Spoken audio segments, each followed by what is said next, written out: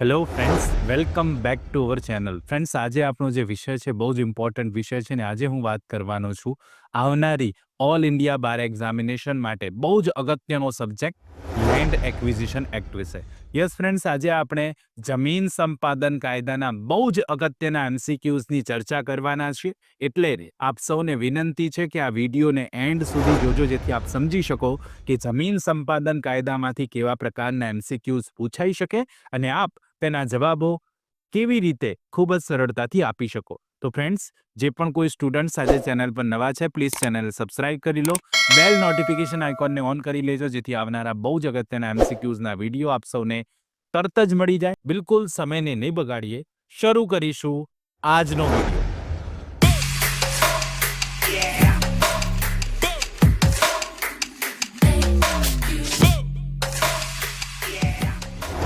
પ્રશ્ન નંબર 1 છે, the land acquisition and rehabilitation and resettlement LARR authority established under the right to fair compensation and transparency in land acquisition, rehabilitation and resettlement act 2013 section 51 is called. તો અહીંયા વાત કરવામાં આવી છે કે જમીન સંપાદન પુનર્વસન પુનર્વસવાટ અધિનિયમ 2013ની કલમ 51માં યોગ્ય વળતર અને પારદર્શિતાના અધિકાર હેઠળ સ્થાપિત જમીન સંપાદન અને પુનર્વસન અને પુનર્વસનની ઓથોરિટીને શું કહેવામાં આવે છે? Option A tax collector, option B જિલ્લાદાર, ઓપ્શન સી ઓથોરિટી કે ઓપ્શન ડી ઉપરોક્તમાંથી કંઈ નહીં. શું આવશે સાચો જવાબ? તો જે LARR છે એની હેઠળની જે પણ કોઈ ઓથોરિટી છે એને LARR એક્ટ હેઠળ શું કહેવામાં આવે છે એવો પર્ટિક્યુલર પ્રશ્ન પૂછ્યો છે ને એ પણ આ કાયદાની કલમ નંબર 51 હેઠળ. તો શું કરવું પડે? આપણો જે LARR એક્ટ છે, ઓકે, જેને આપણે LARR એટલે લેન્ડ એક્વિઝિશન રિહેબિલિટેશન રીસેટલમેન્ટ એક્ટ પણ કહીએ છીએ, અથવા તો આપણે એને બીજા નામે ઓળખીએ છીએ the right to fair compensation and transparency in LARR.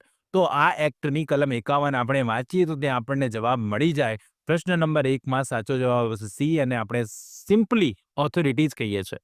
LARR જે છે એક સિમ્પલી ઓથોરિટી જ કહીએ છીએ ને એ 51 હેઠળ જે એને કહેવામાં આવે છે તે ઓથોરિટીઝ છે, એને આપણે ઓથોરિટીઝ તરીકે જ ઓળખીએ છીએ. એટલે 1 નંબરના પ્રશ્નમાં સાચો જવાબ સી બની જશે. પ્રશ્ન નંબર 2 વાંચીએ. ધી LARR ઓથોરિટી, હમણાં જે વાત કરી એની જ વાત છે. The LARR authority under right to fair compensation and transparency in land acquisition, rehabilitation and resettlement act 2013 shall have power in respect of which of the following matter. તો જે LARR authority છે એને આ કાયદા હેઠળ નીચેનામાંથી કયા કયા સંબંધોમાં સત્તા રહેશે? Option A summoning and enforcing the attendance of any person and examining him on oath, કોઈ પણ વ્યક્તિની હાજરીને બોલાવવી, તેને લાગુ કરવી અને શપથ પર તેની તપાસ કરવી. રિસીવિંગ એવિડન્સ ઓન એફિડેવિટ્સ, એફિડેવિટ પર પુરાવા પ્રાપ્ત કરવા. રિક્વિઝિશન્સ ઓફ એની પબ્લિક રેકોર્ડ, કોઈ પણ જાહેર રેકોર્ડની માંગણી કરવી, કે ઉપરોક્ત તમામ. તો પ્રશ્ન નંબર 2માં શું આવશે સાચો જવાબ ફ્રેન્ડ્સ? તો LARR ઓથોરિટીની વાત કરવામાં આવી છે. તો LARR ઓથોરિટીને આપણે અહીંયા પ્રશ્ન નંબર 2ની વાત કરીએ તો પ્રશ્ન નંબર 2માં સાચો જવાબ ડી બનશે. LARR ઓથોરિટીને કોઈ પણ વ્યક્તિનું સમન્સ ઇસ્યુ કરીને એને બોલાવી શકે, એને તપાસી શકે સોગંદ પર, પુરાવા લઈ શકે એફિડેવિટ પર, કોઈ પણ જાહેર રેકોર્ડની માંગણી કરી શકે. આ તમામ સત્તાઓ છે અને એટલા માટે પ્રશ્ન નંબર 2માં સાચો જવાબ ડી બનશે. ફ્રેન્ડ્સ, આ યાદ રાખી લેજો. ક્વેશ્ચન નંબર 2માં ડી આન્સર છે. આ તમામ સત્તાઓ LARR ઓથોરિટી પાસે છે અને તમારે યાદ રાખી લેવાનું છે. આપણે એવું કહી શકીએ કે અદાલત જેવી જ સત્તાઓ છે. તો LARRને ડી મુજબની ઉપરોક્ત તમામ સત્તાઓ રહેશે. પ્રશ્ન નંબર 3 જોઈએ. According to section number 30 of the LARR Act, the collector having determined the total compensation to be paid shall to arrive at the final award impose a solatium amount equivalent to ખાલી જગ્યા of the compensation amount. બહુ અગત્યની વાત કરવામાં આવી છે આ પ્રશ્નમાં કે કલમ 30 મુજબ જે આપણો કાયદો છે LARR એક્ટની કલમ 30 મુજબ ન્યાયી વળતરનો જે કાયદો છે એમાં કલેક્ટર અંતિમ એવોર્ડ જ્યારે કરશે ત્યારે એમાં એક સોલેશિયમ એમાઉન્ટ પણ આપશે, જે કમ્પન્સેશન એમાઉન્ટના કેટલા ટકા હશે એવો પ્રશ્ન પૂછ્યો છે કે જે વળતરની રકમ હશે એનાથી સોલેશિયમ એમાઉન્ટ જે છે કેટલા ટકા હશે? Option A 100%, 100%, option B 90%, option C 50% કે ઓપ્શન ડી 75%. શું આવશે સાચો જવાબ પ્રશ્ન નંબર 3માં? બહુ અગત્યનો આ પણ પ્રશ્ન છે. કલમ 30માંથી આ પ્રશ્ન પૂછ્યો છે. 3 નંબરના પ્રશ્નમાં સાચો જવાબ એ હશે 100% ઓફ ધી કમ્પન્સેશન એમાઉન્ટ. એટલે સોલેશિયમ એમાઉન્ટ જેટલી હશે એટલી જ કમ્પન્સેશન એમાઉન્ટ, એટલે વળતરની રકમ જેટલી હોય એના બરાબર જ સોલેશિયમ એમાઉન્ટ આપવામાં આવશે. સાચો જવાબ જે છે એ બનશે 100% એમાઉન્ટ. ઓકે, તો 3 નંબરનો પ્રશ્ન પણ અગત્યનો છે. સાચો જવાબ એ બની જશે. એને પણ તમે યાદ રાખી લેજો. પ્રશ્ન નંબર 4 જોઈએ.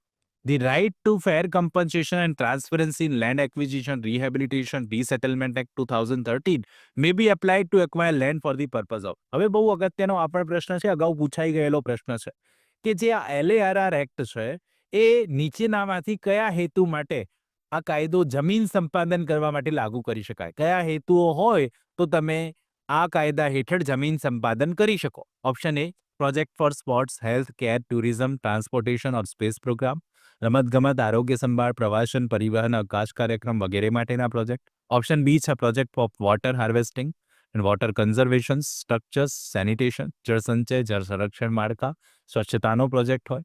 Option C project for project affected families, project અસરગ્રસ્ત પરિવારો માટેનો પ્રોજેક્ટ કે ઉપરોક્ત પૈકી તમામ. All of this. શું આવે સાચો જવાબ? તો પ્રશ્ન નંબર 4ની જ્યારે આપણે વાત કરીએ છીએ તો હેતુ પૂછ્યો છે કે જમીન સંપાદન કયા હેતુ માટે કરી શકાશે, તો આપણે યાદ રાખી લઈશું જે આપણો આ કાયદો છે LARR જેને એક્ટ કહીએ છીએ અથવા તો the right to fair compensation act પણ કહેવામાં આવે છે. તો આ જે કાયદો છે એના માટે જે સ્પોર્ટ્સ, હેલ્થ, ટુરિઝમ, ટ્રાન્સપોર્ટેશન માટે પણ જમીનનું સંપાદન થઈ શકે, water harvesting, water conservation, structure, sanitation માટે પણ જમીન સંપાદન થઈ શકે. એ જ રીતે જે અફેક્ટેડ ફેમિલી છે એમના માટે પણ પ્રોજેક્ટ માટે જમીન સંપાદન થઈ શકે. અને એટલા માટે પ્રશ્ન નંબર 4માં સાચો જવાબ ડી બનશે. ઓલ ઓફ ધીસ, ઉપરોક્ત તમામ જે છે સાચો જવાબ બની જશે. પ્રશ્ન નંબર 5 જુઓ. If the market value of the land to be acquired is 7 crore per acre, then who is competent authority to decide such case? બહુ અગત્યનો પ્રશ્ન છે ને આવો પ્રશ્ન પરીક્ષામાં બની શકે. જો સંપાદિત કરવાની જમીનની બજાર કિંમત 7 કરોડ પ્રતિ એકર હોય તો આવા કેસનો નિર્ણય કરવા માટે નીચેનામાંથી કોણ સક્ષમ અધિકારી છે?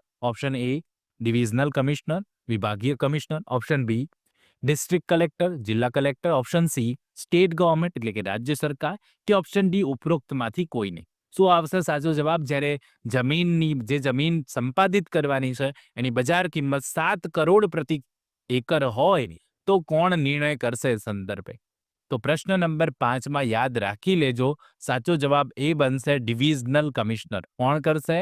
એ ડિવિઝનલ. અહીંયા ઘણા સ્ટુડન્ટ ભૂલ કરીને આવે છે, ડિસ્ટ્રિક્ટ કલેક્ટર લખીને આવે છે, પણ યાદ રાખજો સાચો જવાબ અહીંયા બની જશે એ ડિવિઝનલ કમિશનર. પ્રશ્ન નંબર 6 જોઈએ.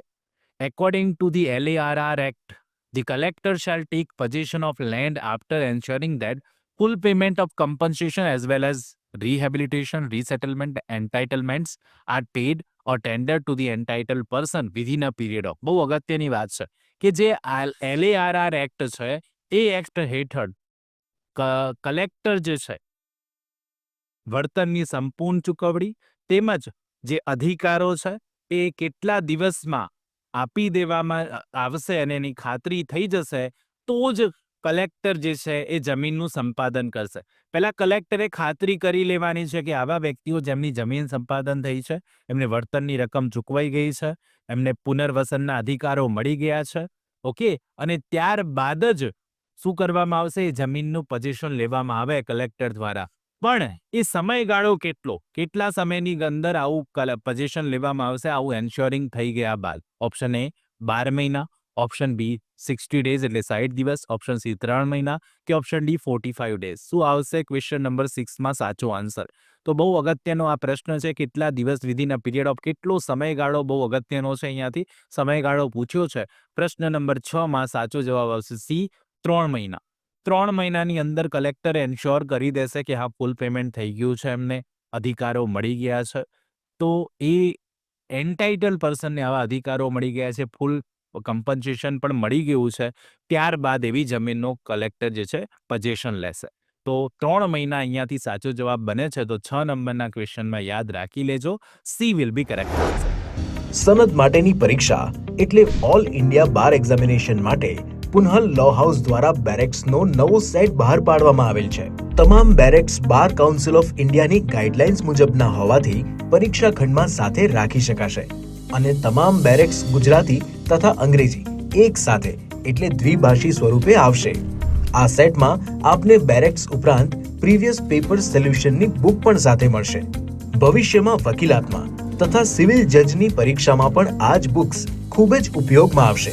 બેરેક્સ કોમ્બો સેટમાં તેમજ છૂટક પણ મળી શકશે તથા વ્યાજબી ડિસ્કાઉન્ટ સાથે ફ્રી હોમ ડિલિવરી પણ કરી આપવામાં આવશે. વધુ માહિતી કે ઓર્ડર કરવા માટે સંપર્ક કરો પુનહલ લો હાઉસ 9825986757 www.punhalllawhouse.com. પ્રશ્ન નંબર 7 જોઈએ. Who is responsible for supervising the formation of rehabilitation and resettlement schemes or plans and proper implementation of such scheme or plan?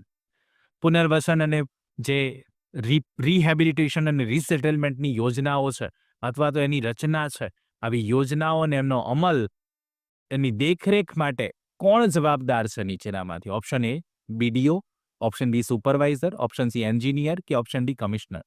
તો જ્યારે પણ આપણે જમીન સંપાદન સંબંધે રિહેબિલિટેશન અને રીસેટલમેન્ટ સ્કીમની વાત કરીશું, એની દેખરેખ માટે એનું પ્રોપર કામકાજ થાય છે કે નહીં તે માટે કોણ જવાબદાર છે? 7 નંબરના પ્રશ્નમાં સાચો જવાબ ડી આવશે, કમિશનર જવાબદાર છે. Who is responsible? Commissioner is responsible. આપણે યાદ રાખી લઈશું 7 નંબરના ક્વેશ્ચનમાં D will be correct answer. પ્રશ્ન નંબર 8 જોઈએ. What percentage of interest of compensation is to be paid by the collector if compensation is not paid or deposit on or before taking possession of the land? સમજો, જો વળતર ચૂકવવામાં ન આવે અથવા જમીનનો કબજો મેળવતા પહેલા અથવા જમીન કરવા જે પણ કોઈ જમા પેડ નથી કરવામાં આવે એટલે જમા કરવામાં ન આવે તો કલેક્ટર દ્વારા વળતરના વ્યાજની કેટલી ટકા રકમ ચૂકવવાની રહેશે? એટલે આ ટકાવારી પણ નક્કી છે કે જો કમ્પન્સેશન નથી ચૂકવવામાં આવ્યું સમયસર, ડિપોઝિટ નથી કરવામાં આવ્યું તો અમુક ટકા વ્યાજ પણ ચૂકવવું પડે અને આ કાયદામાં સ્પષ્ટ જોગવાઈ છે કેટલા ટકા વ્યાજ ચૂકવવું પડશે. ઓપ્શન એ 10% એન્યુઅમ, વાર્ષિક 10%, ઓપ્શન બી 6% પર એન્યુઅમ, વાર્ષિક 6%, 9% પર એન્યુઅમ, વાર્ષિક 9% કે 12% પર એન્યુઅમ, વાર્ષિક 12%. શું આવશે સાચો જવાબ? તો 8 નંબરનો પ્રશ્ન હોય તો અહીંયા કહેવું છે કે ઇન્ટરેસ્ટ ઓફ કમ્પન્સેશન જે છે, કલેક્ટરે જે કમ્પન્સેશન કરી દીધું છે પેડ કરવામાં ન આવે, ડિપોઝિટ કરવામાં ના આવે પોઝિશન લેતા પહેલા, તો 8 નંબરમાં સાચો જવાબ સી બનશે. 9% પર એન્યુઅમ, 9% વાર્ષિક વ્યાજ ચૂકવવાનું રહેશે. ઓકે, તો 8 નંબરમાં સાચો જવાબ આવશે સી, 9%. આ પ્રશ્નને પણ તમે યાદ રાખી લેજો, બહુ અગત્યનો પ્રશ્ન છે. પ્રશ્ન નંબર 9 જોઈએ. Which of the following section of the LARR act provides for return of unutilise land? તો આ જે કાયદો છે આપણો, right of fair compensation, transparency and land acquisition, rehabilitation and resettlement act 2013, એમાંથી કઈ કલમ બિનઉપયોગી જમીન પરત કરવાની જોગવાઈ કરે છે કે જે બિનઉપયોગી જમીન હશે એને પાછી આપી દેવામાં આવી? તો જે જમીનને સંપાદન કરી અને પછી એમાંથી જે બિનઉપયોગી જમીન સાબિત થઈ અને પાછી આપી દેવાની જોગવાઈ આ કાયદાની કઈ કલમમાં છે? ઓપ્શન એ કલમ 105, ઓપ્શન બી કલમ 110, ઓપ્શન સી કલમ 115 કે ઓપ્શન ડી કલમ 101. શું આવશે સાચો જવાબ? ક્વેશ્ચન નંબર 9 ની વાત હોય, સાચો જવાબ આવશે કલમ નંબર 101. આપણે એને યાદ રાખી લઈશું અહીંયાથી, D will be correct answer. તો આ જોગવાઈ, આ જે કાયદો છે આપણો જેને આપણે LARR એક્ટ કહીએ છીએ, એ કાયદાની કલમ નંબર 101માં આપવામાં આવ્યું છે. તો આ ટાઇટલ બેઝ ક્વેશ્ચન છે, એને પણ તમે યાદ રાખી લેજો. પ્રશ્ન નંબર 10 અને આજનો લાસ્ટ ક્વેશ્ચન, જેનો આન્સર આપ સૌએ મને કોમેન્ટ કરીને નીચે કોમેન્ટ બોક્સમાં કોમેન્ટ જરૂર કરવાની છે અને કોમેન્ટ કરીને સાચો જવાબ શું બને છે 10નો એ જરૂરથી જણાવવાનો છે. ઘણા સ્ટુડન્ટ કોમેન્ટ નથી કરતા, આપ સૌને રિક્વેસ્ટ છે કે પ્લીઝ કોમેન્ટ જરૂરથી કરજો. પ્રશ્ન નંબર 10 છે, under the right of fair compensation and transparency in land acquisition, rehabilitation અને resettlement act 2030, the collector shall make an award within a period of how many months?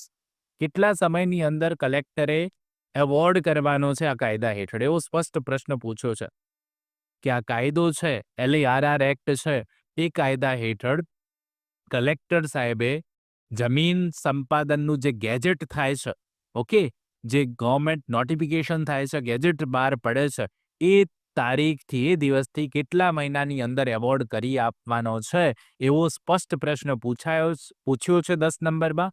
અગાઉ પરીક્ષામાં આ પ્રશ્ન પૂછાયેલો છે અને એ બહુ અગત્યનો પ્રશ્ન છે. ઓપ્શન આપી દઉં આપને: 6 મહિના, 18 મહિના, 3 મહિના કે 12 મહિના. કેટલા સમયની અંદર એવોર્ડ કરી આપવાનો છે કલેક્ટરે, એવો પ્રશ્ન પૂછ્યો છે.